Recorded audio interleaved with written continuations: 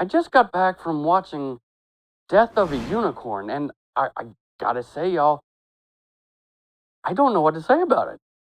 This is the first, so let's talk about it. Yes, we have a moral imperative to saw the horn off that fucking pony. What do you say? That's like the opposite of what I just said.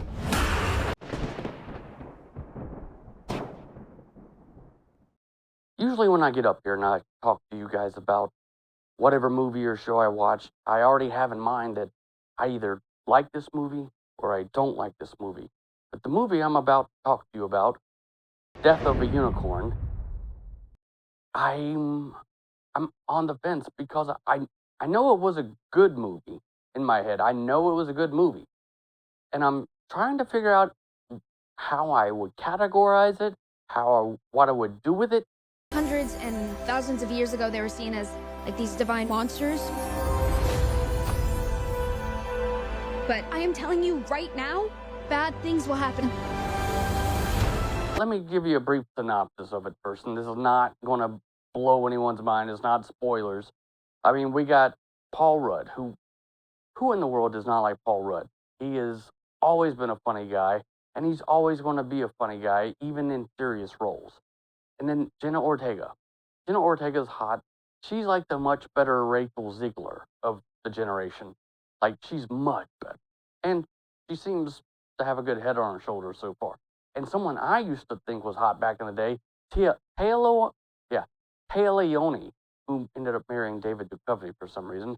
Not me. Anyway, we also got Will Poulter. And you know him from Guardians. You know him from We Are the Millers back in the day. And yeah, he does a good job in a way. Anthony Carrigan, he was on Gotham. He's been on that show on HBO with Bill Hader. Barry, such a good show. Anyway, he's really good in both those shows, and this movie he's good too. But he doesn't really have much to say.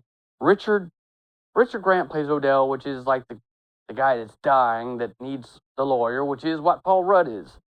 Brought it all back. You see how I did that? I'm like a comedian that way. I know what a callback is. Anyway, so how I'm going to express what this movie is. If you loved E.T., let's say you put E.T. on acid and made it a horror movie. That's Death of a Unicorn with sprinkles of comedy, because it's actually pretty good. I'm going to say it's good. I'm going to say I like it. It's out there, man.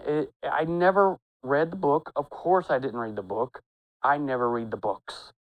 This movie, psychedelic is a good way to put it. It's a fairy tale gone very awry. If it's like a regular Brothers Grimm fairy tale, because those weren't the nice ones, folks. Those weren't the ones where people got happy endings. Those were bloody. Those were the ones back in the medieval times. Now, the unicorn. Little girls draw unicorns all the time because they're supposed to be sweet and nice. And these unicorns, not so much, but then they have very good reason not to be nice. And when you go see this movie, and you should, when you go see this movie or you watch it on streaming when it comes out, you're going to see these things get angry and make... I've never thought a unicorn could have sharp teeth, but yeah. And there's some interesting ways that there are some interesting deaths, honestly. And you'll see. Before I let you go, give me a like, give me a subscribe, and always come back and watch my review for you. And don't find me at the theater like some weird people did. And like, hey, you're that guy. I'm like, you actually watch my stuff? Anyway, don't find me at the movie. Don't find me on your couch. Don't find me by your iPad. And until next week, I'll see you then.